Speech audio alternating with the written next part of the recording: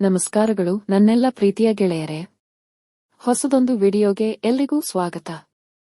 ನಾನು ನಿಮ್ಮೆಲ್ಲರ ಪ್ರೀತಿಯ ಸಂಹಿತಾ ಉಪಾಧ್ಯಾಯ. ಈ ಒಂದು ವಿಡಿಯೋನಲ್ಲಿ ನಿಮಗೆ ಲೇಬರ್ ಸ್ಕಾಲರ್ಶಿಪ್ ಅಥವಾ ಕಟ್ಟಡ ಕಾರ್ಮಿಕ ಸ್ಕಾಲರ್ಶಿಪ್ ಸ್ಟೇಟಸ್ ಹೇಗೆ ಚೆಕ್ ಮಾಡಬೇಕು ಅಂತ ತಿಳಿಸ್ತೀನಿ.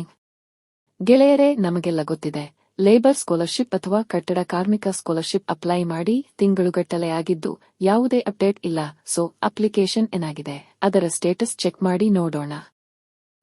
ನಾನು ನನ್ನ ಕ್ರೋಮ್ ಅನ್ನು ಓಪನ್ ಮಾಡಿದ್ದೇನೆ. ಇಲ್ಲಿ ನಾನು ಒಂದು ಸೇವಸಿಂಧು ಸೈಟ್ನ ಒಂದು ಲಿಂಕ್ ಅನ್ನು ಓಪನ್ ಮಾಡ್ತೀನಿ. ಈ ಲಿಂಕ್ ನಿಮಗೆ ಕೆಳಗೆ ಕಮೆಂಟ್ ಸೆಕ್ಷನ್ ನಲ್ಲಿ ಕೊಟ್ಟಿರ್ತೇನೆ.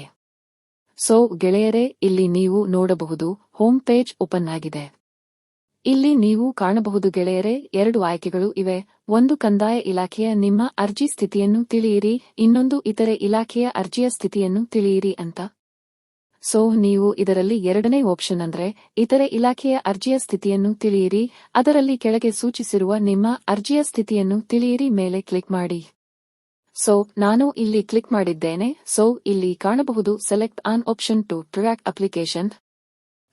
ಇಲ್ಲಿ ಕೂಡ 2 ಆಪ್ಷನ್ ಇದ್ದು, ಒಂದು ಥ್ರೂ ಅಪ್ಲಿಕೇಶನ್ ರೆಫರೆನ್ಸ್ ನಂಬರ್, ಎರಡನೆಯದು ಥ್ರೂ OTP ಅಥವಾ ಅಪ್ಲಿಕೇಶನ್ ಡೀಟೇಲ್ಸ್ ಮುಖಾಂತರ.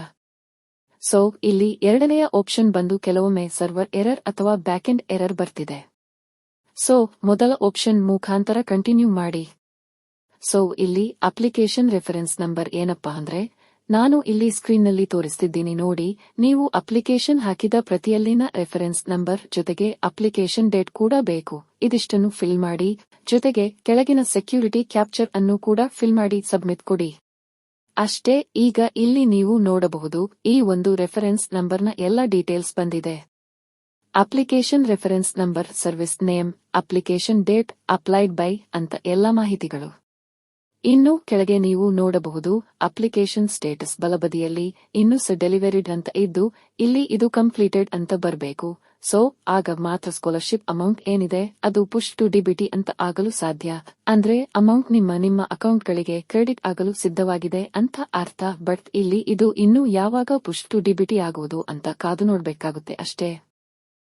ಇದಿಷ್ಟು ಈ ಒಂದು ವಿಡಿಯೋನಲ್ಲಿ ಗೆಳೆಯರೇ. ನೀವೇನು ನನ್ನ ಚಾನೆಲ್ಗೆ ಮೊದಲ ಬಾರಿಗೆ ಬಂದವರಾದರೆ ನನ್ನ ಚಾನೆಲ್ಗೆ ಸಬ್ಸ್ಕ್ರೈಬ್ ಮಾಡಿ, ನಿಮ್ಮ ಪ್ರೀತಿಯ ಅಕ್ಕನಿಗೆ ಸಪೋರ್ಟ್ ಮಾಡಿ.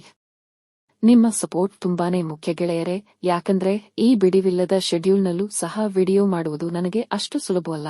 ಬಟ್ ನಾನು ಆದಷ್ಟು ವಿಡಿಯೋ ಮಾಡುವೆ, ನಿಮ್ಮೊಂದಿಗೆ ಮಾಹಿತಿ ಶೇರ್ ಮಾಡುವೆ. ಧನ್ಯವಾದಗಳು. ಜೈ ಕರ್ನಾಟಕ ಮಾತೆ, ಕನ್ನಡಾಂಬೆಗೆ ಜಯವಾಗಲಿ.